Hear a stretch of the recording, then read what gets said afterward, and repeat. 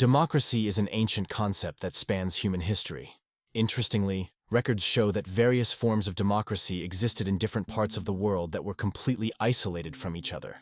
One of the earliest known republics, for instance, emerged in India around the 6th century BC, underscoring a universal human yearning for self-governance.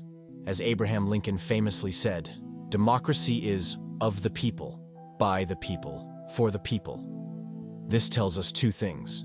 Firstly, in a democracy, the laws and policies should originate from the people themselves. Secondly, these decisions should primarily benefit the populace above all else. While democracy is often seen as the superior form of governance, it's not without its flaws. Imagine modern democracy as being similar to boarding a cruise ship. On this ship, passengers have the unique opportunity to choose their captain through a vote. Each captain candidate promises a distinct voyage. One might offer a relaxing trip to the Bahamas, another an exotic journey through Hawaii, and yet another an action-packed adventure across the Atlantic. Just like in a democracy, the passengers, representing the citizens, have the power to decide whose vision aligns best with their own ideals of the perfect cruise. Here lies the issue. Most people believe that by choosing the captain, they directly choose their destination and how their trip is going to go. The only thing you can be 100% sure of in a system like this is that you are not choosing how your trip is going to go, or even your destination. You are only choosing one thing, your captain, for the rest of the trip. Said captain may have made some appealing promises, and he may even keep some of those promises. But before you know it, you may find yourself in the middle of the Bermuda Triangle because the captain had a change of heart. That is my main issue with modern democracy. You vote for your government on a random Tuesday, and for the next 4 years, you are pretty much stuck with it. What if the captain is the best sailor in the Caribbean, but suddenly, you're in the icy waters of the Arctic where he's out of his depth? What if it turns out he's really bad at his job? Should you really be stuck with him for 4 years? What if people just want to change, even if it seems a bit whimsical? Democracy is all about power to the people, right? But not having a say for 4 years doesn't feel like much power at all. Think about everything that can happen in 4 years. Wars, economic crashes, famines, scandals, and surprise attacks. A solid government should be able to handle these storms, but often they don't, which shows we might need a system that can pivot faster. And let's be real, jokes about politicians lying aren't just funny. They're kind of true. So, why do we accept sticking with the same leader for years on end? It doesn't make much sense. My second gripe with modern democracy is that it sometimes feels more like a monarchy than a democracy, especially when we look at the numbers. Take the United States as an example. Across the federal and state levels, only about 7,611 people are directly involved in making the major decisions that affect everyone's lives.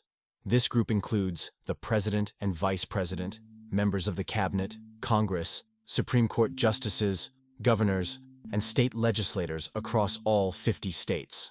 Adding to the complexity, consider that millionaires, billionaires, and large corporations play significant roles in shaping policies and decisions. If we adjust our figures to include these influences, we're looking at about 8,000 key decision makers.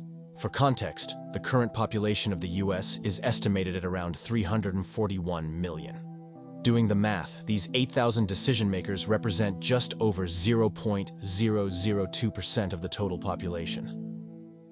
Imagine a scenario where the US decides to go to war with Russia. Such a monumental decision would be in the hands of that tiny 0.002%, while the overwhelming 99.998% would bear the brunt of the consequences. This stark imbalance hardly reflects the democratic ideal of power by the people, for the people. Every time the United States or Canada sends another billion-dollar package to Ukraine, I notice a lot of people complaining about it. While I don't have a specific stance on Ukraine, it's obvious that if the general populace is against sending these billions, it begs the question, why are they still being sent? Consider this. The amount of money spent on Ukraine aid by the US currently stands at around $74.3 billion. Imagine how many American lives this amount could change. Though I recognize that supporting Ukraine might be strategically important for the US.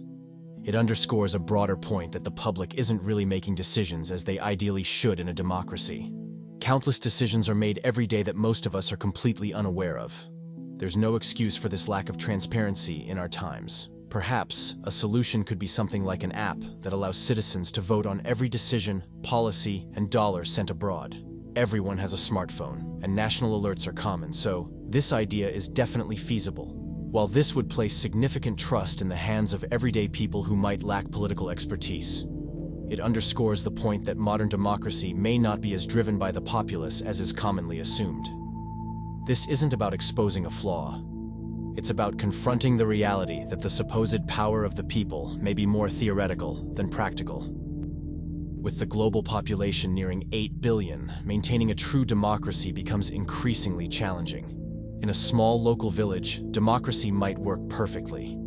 If you elect a single leader, you're likely to encounter them daily, and they can directly observe the day-to-day lives of their constituents, making decisions that closely reflect the community's needs. If someone has concerns, they can simply knock on the leader's door. However, when you're dealing with a population of 340 million spread across more than 3 million square miles like in the United States, achieving accurate representation at the federal level is nearly impossible, especially when the main decision-makers constitute just 0.002% of the people being governed. Even with elected state representatives, the reality is these are still human beings who, as history has shown us, may prioritize their own needs over those of the people they serve.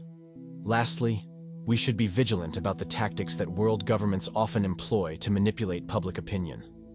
The media frequently stirs up conflict and divides the public into political factions that seem to spend their lives debating issues like gender politics or gun rights.